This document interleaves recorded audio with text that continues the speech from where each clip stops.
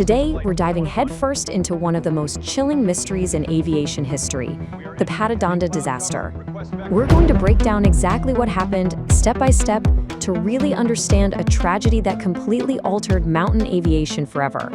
So, grab your focus, because this is a story of profound suspense, unseen danger, and an investigation that literally plays out like a high-stakes thriller. Right, let's set the scene. Picture an air traffic control room. It's standard communications, just another busy afternoon. There's absolutely no indication whatsoever of the nightmare that is just seconds away. At 2:30 p.m., a pilot radios the tower, and I really want you to internalize how incredibly ordinary this moment was. It was a completely routine check-in. The pilot's voice is calm, the tower acknowledges, no distress signals, no mechanical warnings, no panic. The silence that followed was entirely expected. You know, until it wasn't. Because exactly 10 minutes later, 167 people were dead. A massive commercial airliner just vanished from the sky, and literally nobody knew why.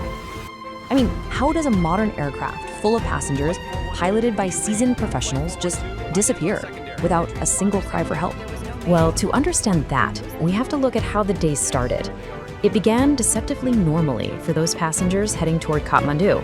This wasn't a flight operating in the middle of a freak hurricane or some military operation under fire. It was just a routine international flight, 167 passengers and crew from all over the world. They were probably reading books, having a drink, maybe looking out the window as they approached the legendary mountain airspace of Nepal. And that contrast between the totally mundane reality inside the cabin and the invisible peril outside, it just creates this deeply unsettling calm before the storm. Now, the descent into Kathmandu is notoriously complex. It requires navigating over some of the most unforgiving, towering mountain terrain on planet Earth. You can't just glide straight in. You have to step down in altitude very, very carefully, clearing specific jagged ridges almost like hurdles on a track. So let's track this on a timeline, because it really acts as a ticking clock. 10 minutes prior, you have that final calm radio call. 5 minutes prior, the aircraft actually begins descending, supposedly over the final mountain barrier, stepping down toward the airport valley. And 0 minutes prior, complete radio silence. You can almost feel the heartbeat of the flight dropping in altitude second by silent second. And here is the absolute crux of the disaster. It's this devastating gap between perception and reality. The pilots firmly believed they had safely crossed that final mountain barrier. They initiated their descent because they felt safe. But the terrifying reality? Due to a catastrophic navigational misunderstanding, they were descending prematurely. They were flying straight into a fatal trap.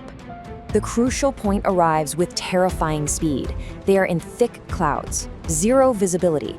The pilots are trusting their instruments and their mental map, completely unaware that a solid wall of rock is rushing toward the nose of their aircraft at hundreds of miles per hour. Time had officially run out. The end was sudden, brief, and brutally visceral. There was no time to react, no time to pull up, and no time to radio the tower.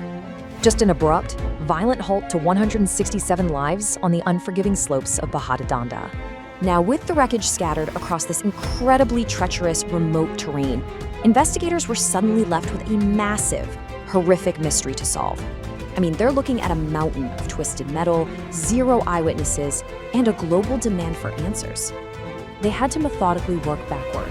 First up, the incredibly dangerous physical recovery at the crash site itself. Next, locating the black boxes to recover that crucial flight data. And finally, piecing it all together to determine the exact cause. They desperately had to figure out how seasoned professionals could make such a fatal miscalculation. And the conclusion they reached brings us to this truly horrifying aviation concept: controlled flight into terrain, or CFIT. Basically, this means an airworthy aircraft under full pilot control with absolutely no mechanical failures whatsoever is unintentionally flown directly into a mountain. The plane was working perfectly, guys. It was just perfectly executing a command that doomed it. But listen, if you think one massive disaster in these mountains is terrifying, there is a deeply eerie coincidence here that just amplifies the unease of this entire event. 59. Exactly 59 days earlier, there was one identical crash involving a Thai Airways flight. That aircraft suffered the exact same fate, a controlled flight into terrain in these very same Himalayan mountains. Two massive, identical tragedies in the exact same region, separated by barely 2 months. It shook the global aviation community to its core, and it highlighted a systemic danger in navigating the approach to Kathmandu that just could no longer be ignored. Ultimately, though, we really have to look past the mechanics and the flight data, because aviation disasters aren't just data points on a map, right? They are severed timelines of real people. As this quote says, in the mountains above Kathmandu, the wreckage is gone, but the questions never fully were. While the physical, twisted metal has long been cleared from Bhattedanda, the memory of those 167 diverse international victims remains. The haunting questions about human error, the limits of our technology, and just the unforgiving nature of the mountains, they still echo in the aviation world today. Knowing that Nepal's mountain airspace remains some of the most dramatic and dangerous in the world, and knowing how easily human perception can be tricked by bad weather, I want to leave you with one final, haunting thought to reflect on. Could this happen again?